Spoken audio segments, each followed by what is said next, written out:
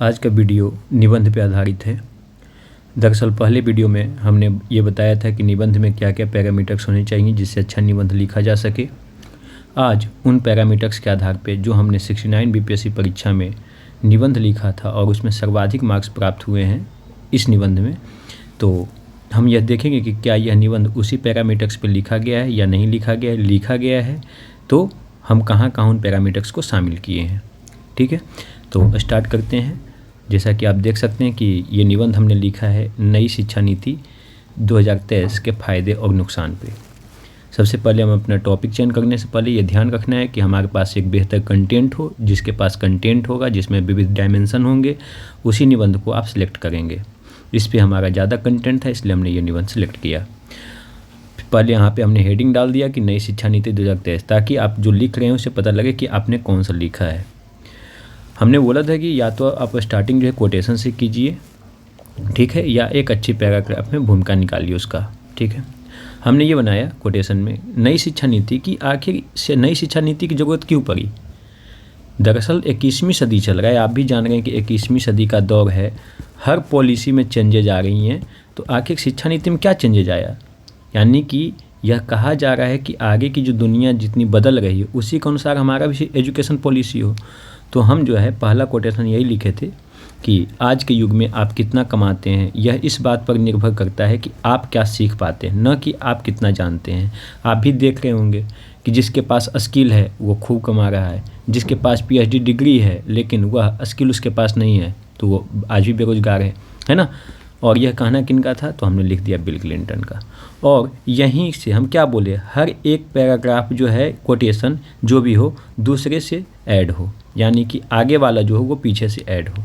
हमने लिखा वस्तुतः शिक्षा व समाज का जो संबंध प्राचीन काल में विद्यमान था वही संबंध वर्तमान में भी है। ठीक है, लेकिन उनके स्वरूपों व उद्देश्यों में बदलाव आ चुका है। कहा भी गया है nothing is permanent except change.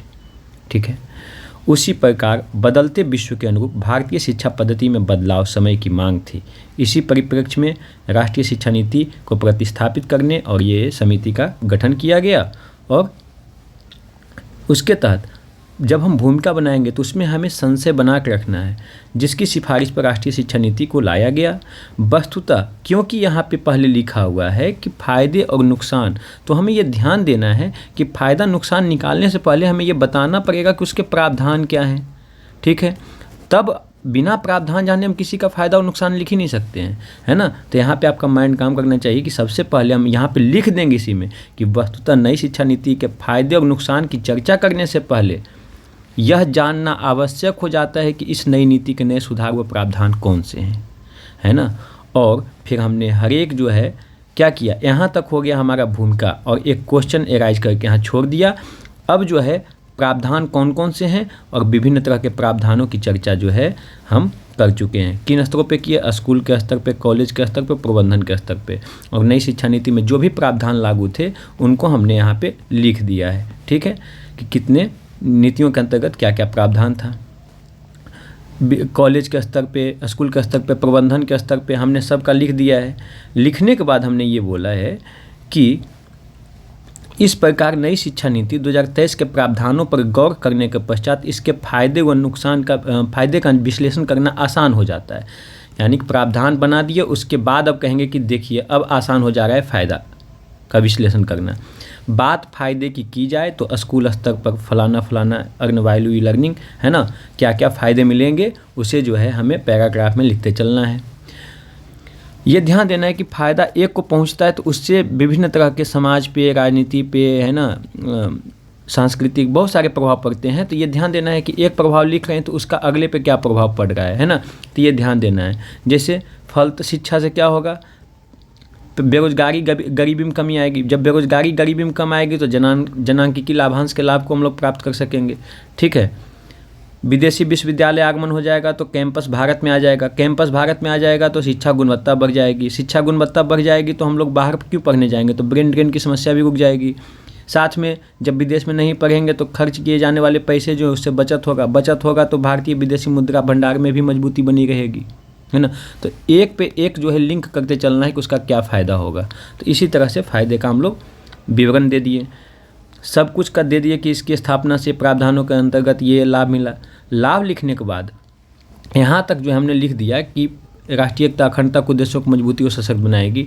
अब नुकसान पे चलेंगे, लेकिन नई शिक्षा नीति के नुकसान वाले पक्षों पर गौर करें तो जहां 6% बजट आवंटन का लक्ष्य किया गया वहीं 3.6 आवंटित किया गया। फलतः मांग आपूर्ति संतुलन पैदा हो गई। अब जो है हमें जो भी लिखना है वो एक पीछे से ऐड ऑन होना चाहिए, यानी कि प्रवाह में यही बना रहना चाहिए। टोटल हमने लिख दिया है कि त्रिभाषा फार्मूला के अंतर्गत धरतीपुत्र का सिद्धांत था, उसके तहत महंगी फीस हो गई और जो विदेशी विश्वविद्यालय आ गया तो ठीक है।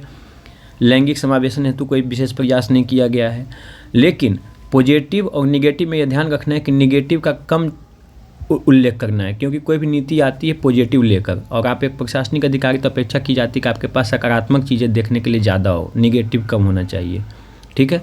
और निगेटिव वैसा ही उल्लेख करना है जिसका समाधान निकट भविष्य में उपलब्ध हो। तो जहां हमने पॉजिटिव की चर्चा 2-3 पेज में की है, वहीं निगेटिव हम 1 पेज में समाप्त कर दिए।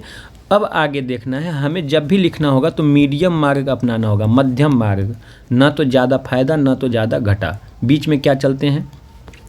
तो देख लेते हैं कि हमने क्या लिखा है कि भले ही नई शिक्षा नीति 2023 के सकारात्मक व नकारात्मक दोनों पक्ष हैं, फिर भी यह नीति जो इससे क्या होगा, नई शिक्षा नीति लाने से क्या होगा, अमृत भारत बनेगा, विकसित भारत बनेगा, है ना। तो क्या होगा, अमृत भारत, विकसित भारत @ 2047 के लिए प्रभावी साबित होगा।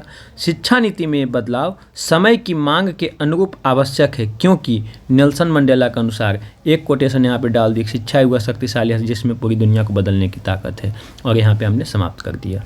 और इसमें हमें जो है टोटल मिले हैं 75 अंक 100 में से। तो कहने का अर्थ है कि जब भी आप इस पूरे निबंध को पढ़ेंगे तो बहुत सारी चीज़ें झलक के आएंगी। पहला झलक के आएगा आपका प्रवाह, भाषा का प्रवाह। दूसरा है लेखन शैली, ठीक है। तीसरा है आपका उद्धरण, ठीक है। चौथा है पैराग्राफ राइटिंग, ठीक है। और 5वां है विविध पक्षों पर हमने जो है कवरिंग किया है। इतना चीज़ हमने निबंध में जो है समाविष्ट किया है, जिसके कारण जो है इस निबंध में हमें सबसे ज़्यादा अंक मिले हैं। तो नेक्स्ट वीडियो लेके आएंगे जीएस में क्या क्या कैसे क्या मिला है अंक, है ना, उस पर। तब तक के लिए धन्यवाद।